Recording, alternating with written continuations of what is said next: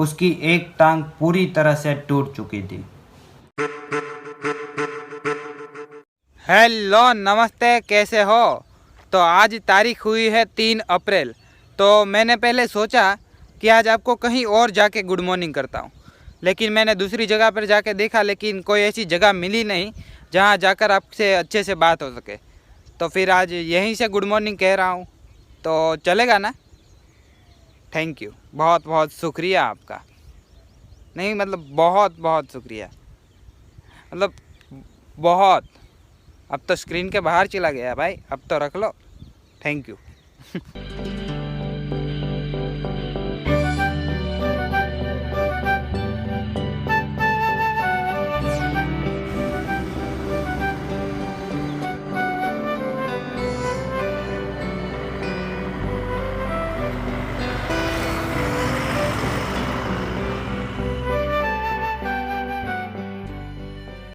तो मैं इतने दिनों से यहाँ पर आता हूँ, रोज़ वीडियो के बारे में सोचता हूँ, वीडियो शूट करता हूँ और चला जाता हूँ।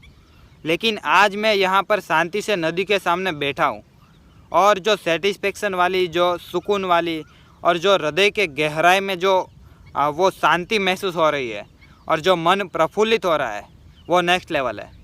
थोड़ी सी गहरी बात हो गई ना, क्योंकि सामने पानी भी गहरा है।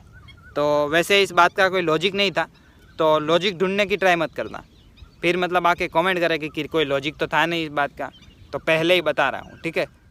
तो अभी टाइम हुआ है दोपहर के 1:49।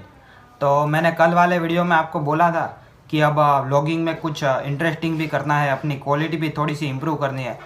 तो कल रात को मैं यूट्यूब पे वीडियो देख रहा था कि व्लॉगिंग को थोड़ी सी मतलब सुधारे कैसे, इम्प्रूव कैसे करें। तो उसमें मैंने इरफान जुनेजो का वीडियो देखा। तो उसमें मुझे पता चला कि vlogging is all about story telling. तो मैं तो थोड़ी देर घबरा गया कि मतलब मुझे तो कहानी आती ही नहीं है, मुझे सिर्फ एक ही कहानी मालूम है, वो एक था राजा और एक थी रानी, वही मालूम है, मुझे कुछ दूसरा तो आता नहीं है। तो फिर मैंने जब जाके वो वीडियो थोड़ा सा और देखा, तब मालूम पड़ा कि वो वाली स्टोरी की बात नहीं है, ये दूसरी स्टोरी की बात है। स्टोरी टेलिंग इज़ मतलब कैसे, मतलब कि अगर आप कुछ भी बता रहे हो तो उसको आप ज़्यादा से ज़्यादा कैसे इंटरेस्टिंग बना सकते हो, ये है असली स्टोरी टेलिंग। जैसे कि मुझे आपको एक नई चीज़ दिखानी है, तो मैं ये भी कर सकता हूँ कि देखो भाई, आज आपको एक नई चीज़ से मिलवाता हूँ। तो ये है मेरा ट्राइपॉड। तो ये हो गया आसान तरीका, लेकिन मुझे ये आसान तरीका पसंद नहीं है, तो अपन इसको कुछ और तरीके से दिखाएंगे। और ये अपन मैं क्यों बोल रहा हूँ वो पता नहीं है, ऐसे ही फ्लो फ्लो में आ रहा है। तो ये है ये चीज़ दिखाने का तरीका नंबर 2। चलिए आज मैं आपको एक कहानी सुनाता हूँ। ये कहानी है मेरे ट्राइपॉड की। इसका जन्म हुआ पता नहीं नाम की किसी एक कंपनी में। इनके जन्म के कुछ ही महीनों बाद मैंने और मेरे दोस्तों ने मिलकर इनको गोद ले लिया, यानी कि खरीद लिया। उस वक्त हमारी एक यूट्यूब चैनल थी जिसमें हम कॉमेडी वीडियोस बनाते रहते थे। जब भी हम वीडियोस बनाते थे, ये ट्राइपॉड वहाँ पर खड़ा रह के सारी शूटिंग्स देखता ही रहता था, देखता ही रहता था, देखता ही रहता था। इसके बाद वीडियोस और ट्राइपॉड का रिश्ता इतना गहरा हो गया कि ट्राइपॉड के बिना वीडियोस पॉसिबल नहीं थी और वीडियोस ट्राइपॉड के बिना रह नहीं सकता था। सब सही चल रहा था। फिर आया वो दिन। एक दिन मेरे दोस्त ने मुझसे कहा कि भाई तेरे पास ट्राइपॉड है ना, तो वो मुझे देना क्योंकि मुझे कुछ वीडियोस बनाना है। मैंने कहा कि ठीक है ले जा। फिर वो ट्राइपॉड कई महीने तक उनके पास ही रहा।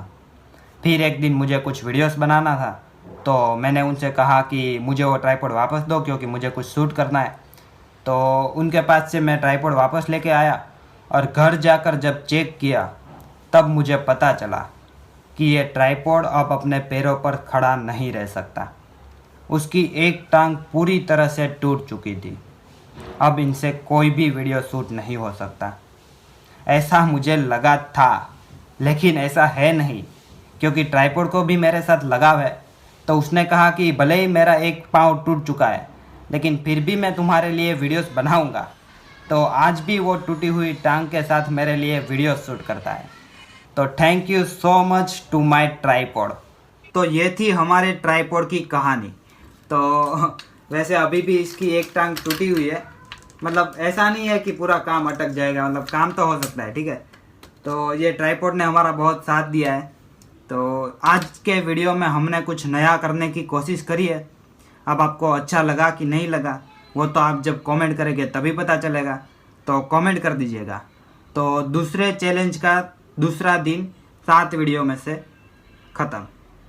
ये यहाँ पर ही लोचा मार देता हूँ और फिर से रीटेक लेना पड़ेगा अभी, तो रीटेक। तो दूसरे 7 डेज चैलेंज का दूसरा वीडियो ख़त्म।